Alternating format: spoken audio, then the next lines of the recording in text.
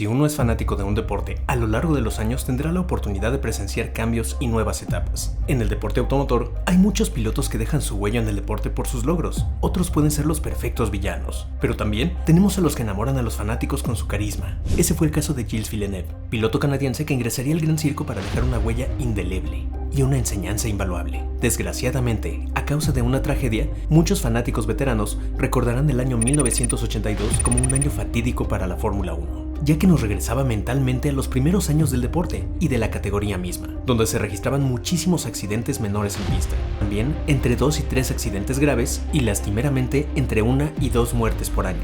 En los 80 ya se creía solventado este horrible récord, pero no sería así, ya que la tragedia rondaba el garage de la escudería Ferrari, a cuyos pilotos veríamos envueltos en accidentes fortísimos. Esta es la historia de un año, una escudería y un piloto que mediante la tragedia cambiaron la historia de la Fórmula 1 para siempre, quedando grabado 1982 como el año que contaría la historia que la Fórmula 1 quiere que se olvide para siempre.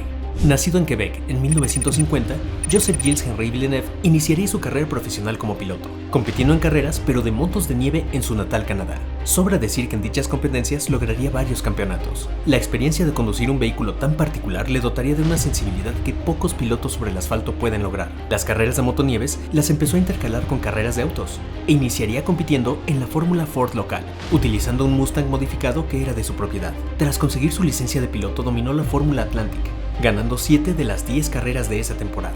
Su primer patrocinador sería la marca Skirol, que era justo la marca de motonieves con la que había ganado los campeonatos de estos vehículos. Ya en el año 1977, la Fórmula Atlantic, para promocionarse, se servía de invitar a varios pilotos de la Fórmula 1 para que participasen de los grandes premios locales. Es en uno de ellos, donde como invitado correría el mismísimo James Hunt, que en ese año se encontraba en plena lucha por el campeonato con Niki Lauda. Gilles pilotaría para la misma escudería con la que correría Hunt, por lo que de ganarle a un piloto ya consumado de la Fórmula 1 en igualdad de condiciones podría ser muestra suficiente de que tenía madera para la máxima categoría. Villeneuve clasificaría en la pole y desde la largada no le daría respiro a los pilotos que le seguían. Hunt, desde la tercera posición, observó los detalles de conducción del canadiense y quedó sorprendido. Al terminar la carrera, con Gilles coronándose con la victoria, Hunt, que terminó en la tercera posición, se apresuró a llamar a Teddy Mayer de McLaren para comentarle: me ha ganado un piloto local, entraba en las curvas derrapando y se mantenía en las curvas deslizando el tren trasero sin desviarse de la trazada. No hay nadie en la Fórmula 1 que sea capaz de hacer algo así. Tienes que ficharle, no harás mejor inversión en tu vida. Se llama Gilles Villeneuve. Y es que el delgado piloto canadiense ya contaba con ese estilo de curvear haciendo drift gracias a su experiencia corriendo sobre las motonieves, donde la superficie siempre es deslizante y la visibilidad es prácticamente nula debido a la nieve que levantan las bandas de estas motos. Esta técnica le permitía ingresar a la curva con una velocidad más alta, y aunque en realidad el derrapar el auto aún controlándolo hace perder un poco de tiempo durante la curva, el derrapar el tren trasero permite que no se frene tanto en la llegada a curva, y también permite salir mucho más revolucionado de la misma, por lo que de traccionar bien el auto a la salida de cada curva y ganando la adherencia adecuada que no se tenía durante el derrape, esto haría que los autos salieran disparados de cada curva para aprovechar cualquier recta atacándola desde el principio con una mayor velocidad. Es decir, Gilles perdía en las curvas, pero la ganancia era mayor al llegar y al salir de cada curva. Es así como Villeneuve llegaba a la máxima categoría. Y durante el transcurso de la temporada, para probarlo, Mayer le haría la oferta de que entrase a competir con un tercer auto, pues ya tenían a sus dos pilotos titulares, James Hunt y Jochen Mass. Así que Villeneuve era contratado para correr el Gran Premio de Gran Bretaña con McLaren, y lo haría en un auto 2 generaciones más viejo que el de los titulares. Los días de prácticas todos dudaron del pequeño piloto, pues se salían todas las curvas del trazado. Muchos se preguntaban si Hunt y McLaren no habían hecho una elección precipitada. Pero en realidad, lo que se encontraba haciendo Gilles sería memorizar los límites del monoplaza para poder realizar su característico drift por curva. Ya en la clasificación, lograba colocarse en el 9º cajón, por encima de Jochen Mass, que saldría 11º. Un fallo en un indicador le haría perder tiempo valiosísimo al tener que entrar a boxes, pero aún con los problemas del indicador de temperatura del auto, lograría terminar la carrera en 11ª posición, con lo que sorprendía gratamente a los demás equipos y pilotos. A pesar del buen desempeño mostrado, Teddy Mayer no le extendería el contrato, ya que el estilo arriesgado de Villeneuve le hacía creer que sería propenso a los choques y despistes, por lo que prefirió darle el asiento al piloto francés Patrick Tambay. Esto pudo desconsolar a Gilles, pues no sería llamado a ocupar un asiento en la Fórmula 1 por parte de McLaren, pero otra escudería ya le había echado el ojo. Se trataba nada menos que de Ferrari. Villeneuve había impresionado ampliamente al mismísimo Enzo Ferrari, por lo que sería llamado hacia el final de la temporada 1977 para sustituir a Niki Lauda los dos últimos grandes premios de la temporada. Esto sucedía porque Lauda ya se había coronado campeón durante el Gran Premio anterior, el de Estados Unidos, y no veía necesario correr las últimas dos carreras. Este no sería el inicio soñado, pues Villeneuve terminaría en el Gran Premio de Canadá 12º, y en el último Gran Premio, el de Japón, lamentablemente terminaría retirándose por un accidente. Pero la relación entre la escudería y el talentoso piloto canadiense ya se había dado.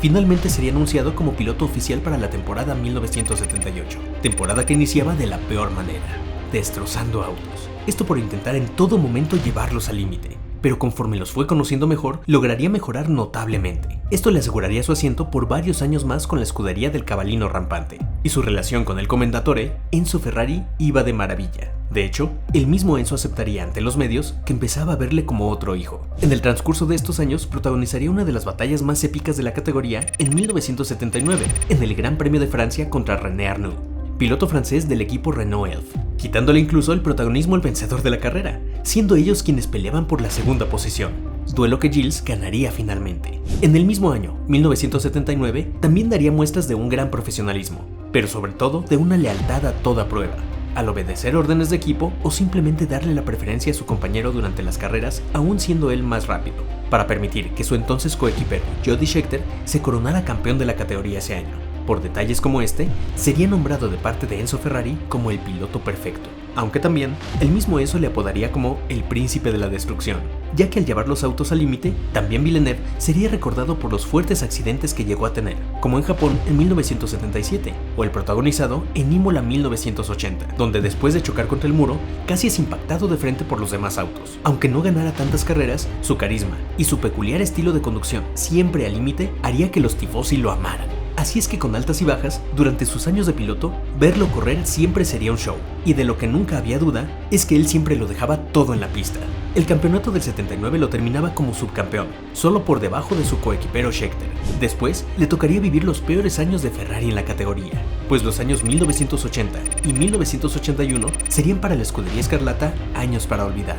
En la temporada de 1981 mejoraría un poco la situación para Gilles y lograría llevarse 2 victorias. Definitivamente Villeneuve era de los pilotos que podían exprimirle a los malos monoplazas tiempos y carreras que los mismos ingenieros no pensaban logrables. El canadiense llegaría a terminar la temporada en la 7ª posición de la tabla, indicándole a su equipo que era posible salir del bache. Así es como llegamos al fatídico año 1982, año en el que se marcaría el inicio del fin. Ferrari se preparaba para despuntar de nuevo.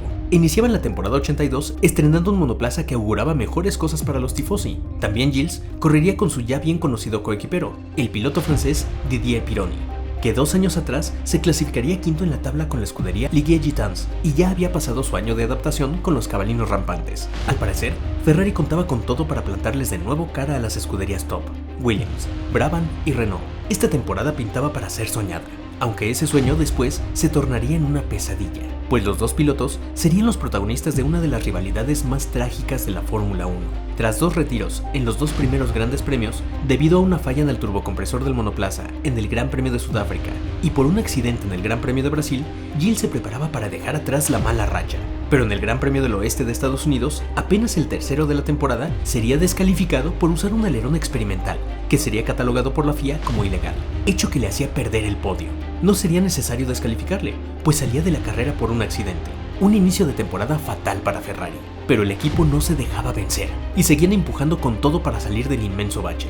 El siguiente Gran Premio sería el de San Marino, que se celebraba en Imola, Italia, de manera que se alistaban para tener un buen desempeño en el que era su gran premio de casa, sin advertir que este sería el gran premio que enmarcaría uno de los puntos más bajos y oscuros al iniciar la rivalidad entre estos dos pilotos. Todo estaba listo para celebrar el fin de semana de carrera, pero gracias a una controversia surgida desde el Gran Premio de Brasil, donde los organismos reguladores quisieron imponer topes salariales, entre otras modificaciones, los pilotos se amotinarían en un cuarto de hotel y usarían a Niki Lauda en su año de regreso a la máxima categoría como portavoz. De esto resultaría que solo algunos pilotos participarían de la siguiente carrera, y otros prefiriesen no hacerlo hasta no solucionar totalmente la controversia. Es por eso que participarían en este gran premio solo 14 pilotos de un total de 27, así que el único equipo a vencer para los Ferrari serían los Renault. Pero a lo largo de la carrera, los dos pilotos de la marca francesa se retirarían por fallos mecánicos. Esto dejaba prácticamente solos en la punta a los dos Ferrari. con Villeneuve al frente de Pironi. El muro les ordenaba ir lo más despacio para no desgastar las máquinas y no poner en riesgo el 1-2 que ya era seguro.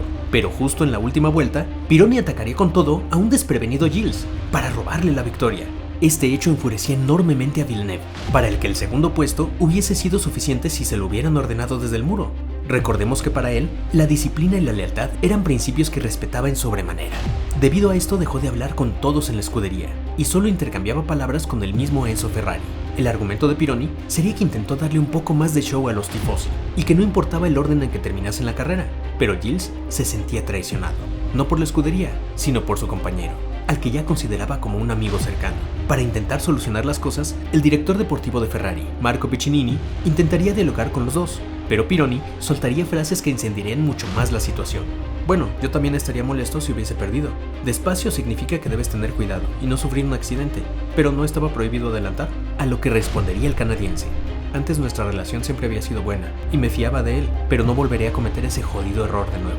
Si te ponen la señal despacio, significa que debes mantener tu posesión. Así ha sido siempre desde que estoy en Ferrari. Esto es la guerra. A partir de ahora, iré por mi cuenta. Así es como llegaban al Gran Premio de Bélgica, a disputarse en el circuito de Zolder solo 2 semanas después. En las rondas clasificatorias, Pironi se hacía el mejor tiempo, solo 1/10 debajo de Gilles, pero el canadiense no podía permitir que su coequipero se hiciese con la pole. En el último intento por mejorar sus tiempos durante su vuelta rápida, en la amplísima curva Pute se encontraba con el March de Jochen Mass, que rodaba mucho más lento, e intentaría superarle por la derecha de la pista. Tendría que forzar el rebase antes de llegar a la variante Terlamenbocht, que constaba de una chicana y 2 curvas. Antes de llegar a la chicana, Mass no entendía por dónde quería pasar Gilles y terminaba encerrando al canadiense. El diferencial de velocidad hacía que Gilles le alcanzara sin espacio y los autos se enllantaban. Villeneuve superaba la primera curva de la chicana con el auto volando, dando una vuelta invertida y pegando con el frente del auto en el piso de cabeza. Esto rompía los arneses del cinturón de Gilles para luego estrellarse directo con el muro,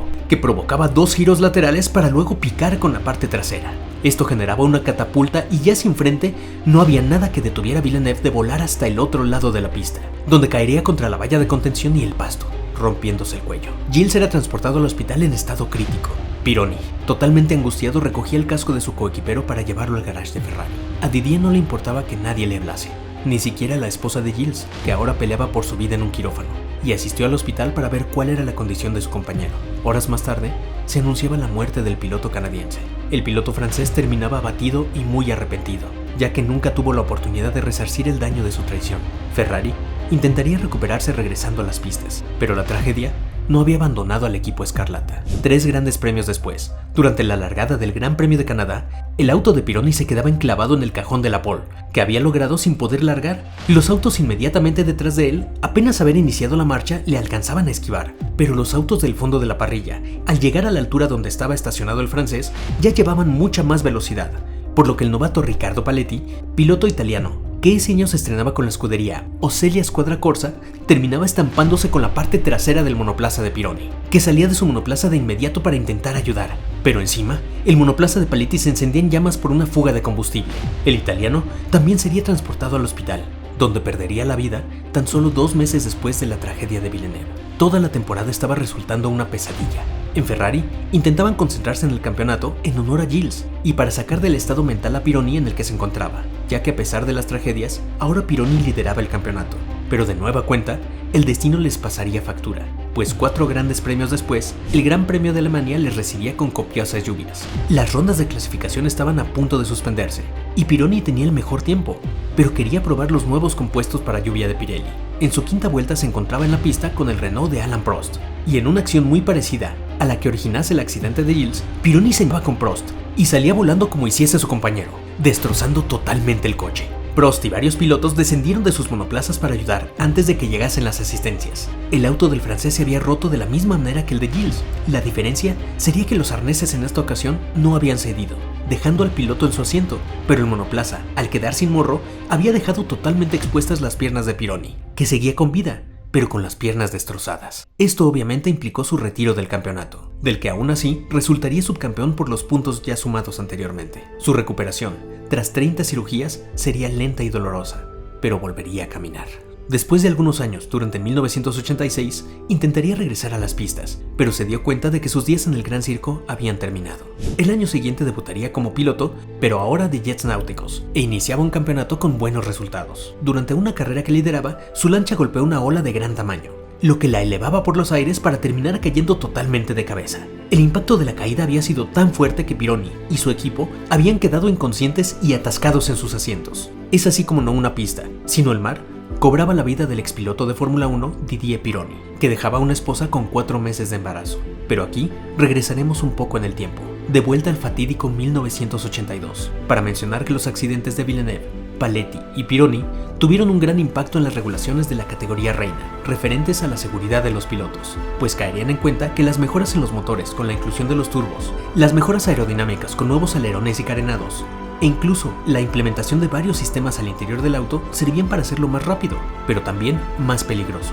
Y en todos estos años, las mejoras de seguridad para los pilotos habían quedado relegadas. Es por eso que las nuevas regulaciones estarían encaminadas a mejorar no directamente la competencia, sino a mejorar las medidas de seguridad para los pilotos. De este punto en adelante, los organismos reguladores supervisarían directamente el desarrollo, fabricación e implementación de los chasis, cockpits, asientos, seguros y arneses de cinturones, así como la vestimenta de materiales ignífugos y otras medidas para poder sustraer a los pilotos de manera rápida de los monoplazas catastrados, para asegurarse que los pilotos salieran a rodar con un estándar en cuanto a calidad de medidas de seguridad para ellos. También a partir de estos sucesos se abandonaría la tendencia de diseñar monoplazas que enfatizaran el efecto suelo de los autos, pues al no haberse desarrollado tanto, en cuanto los monoplazas se separaban un poco del asfalto, recibían bolsas de aire que los hacían volar por los aires, como fue el caso de los dos Ferrari, generando con esto accidentes fatales. Hoy en día podemos ver cómo los pilotos de la actualidad salen caminando prácticamente ilesos después de sufrir accidentes tan o más aparatosos al darse estos a velocidades mucho mayores. Pero las medidas de seguridad que se han desarrollado y de las que ahora gozan, serían impulsadas por eventos y temporadas como la tristemente recordada 1982, donde pilotos de gran talla, en conjunción con una de las escuderías más icónicas del Gran Circo como Ferrari, tuviesen que sufrir en carne propia las tragedias más obscuras. Todo esto sería entonces gracias a un piloto que incendiaba las pistas con su peculiar estilo de manejo, que lo hizo inmediatamente pertenecer al más selecto grupo dentro de la élite del automovilismo, al ser uno de los más rápidos de entre los más rápidos, porque Gilles Villeneuve jamás necesitó de un título para ser recordado como uno de los mejores pilotos de todos los tiempos. Su arrojo y actitud en pista, siempre llevando al límite el auto que le pusieran enfrente, sería su marca personal en la competencia, y fuera de ella, enamoraba a todos con su carisma, que hacían de él un piloto único e inolvidable. Jody Scheckter le dedicaría las palabras. Ha sido el piloto más rápido que jamás hayamos conocido. Y un gran amigo, le echaré de menos. No conocí nunca a nadie tan genuino, pero no se ha ido del todo. El recuerdo de lo que fue y lo que hizo permanecerá siempre con nosotros, refiriéndose así al pequeño piloto nervioso e incansable que Enzo siempre consideró como otro hijo. En ese año, 1982, tras la muerte de Gilles, durante el Gran Premio de Canadá, la pista que antes recorriese a máxima velocidad recibiría el nombre del icónico piloto, sellado este hecho con la impresión de las palabras Salut Gilles en la línea de meta. Después, en el año 1984, se corrió por última vez en el circuito de Zolder el Gran Premio de Bélgica, pues a partir de 1985, este Gran Premio se correría exclusivamente en Spa-Francorchamps. En esta última carrera, el en ese entonces piloto de Ferrari, Michele Alboreto, cruzaría la meta en primera posición, luciendo el número 27 de Gilles en su auto a manera de homenaje. También, 5 meses después de la muerte de Didier Pironi, su novia daba a luz mellizos, a los que bautizó como Didier y Gilles, en honor a los dos héroes de esta trágica historia de amistad y rivalidad, otorgándole a estos dos nombres la oportunidad de reconciliarse históricamente, hecho que nunca fue posible tras la intención fallida de Didier para reivindicarse. Con el tiempo, Gilles, hijo de Didier, estudiaría ingeniería y posteriormente trabajaría para la escudería Mercedes, cosechando numerosos logros con las flechas plateadas. Y por el lado de la familia de Gilles,